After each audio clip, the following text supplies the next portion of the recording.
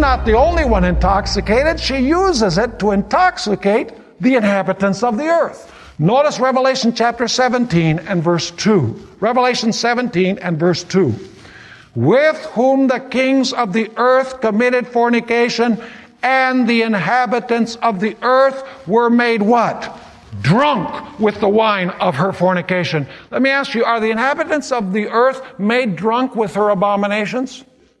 Yes, because the wine are her abominations. Is that point clear in your mind? It's the abominations or the wine of Babylon that makes people drunk. Let me ask you something. How many of you have ever tried to give a Bible study to a drunk? It's impossible. I mean, because their mind is affected. There's no way that they can grasp or understand truth because they're intoxicated.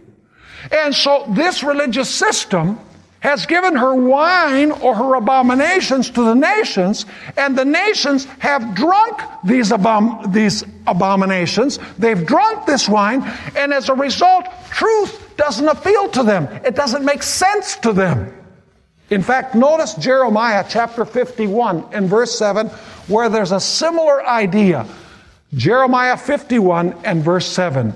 Babylon was a golden cup in the Lord's hand that made all the earth what? Drunk. The nations drank her wine. This is not God's wine. This is whose wine? Babylon's wine. Therefore, the nations are what? Are deranged. Do you know what the word deranged there means? It means the nations are out of their mind. They cannot think straight, is what it's saying. In other words, the abominations of this system lead people to be mentally unbalanced, intoxicated in the way that they cannot grasp truth. They simply cannot understand the truth. It's like a drunkard. Now let me ask you, why did Babylon fall? Well, let's review the first angel's message, which comes before the fall of Babylon. The first angel's message teaches, and listen carefully, the first angel's message teaches that Jesus was sacrificed once for all. That's the gospel. Jesus doesn't have to die over and over again, because the book of Hebrews said when he died, when he was sacrificed what? Once for all. We discovered also in the everlasting gospel that Jesus is our only and sufficient high priest.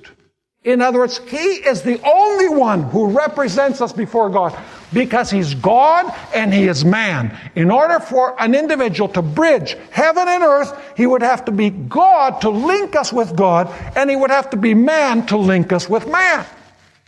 A mere man cannot be an intercessor, cannot represent us before God, because a man is only a man.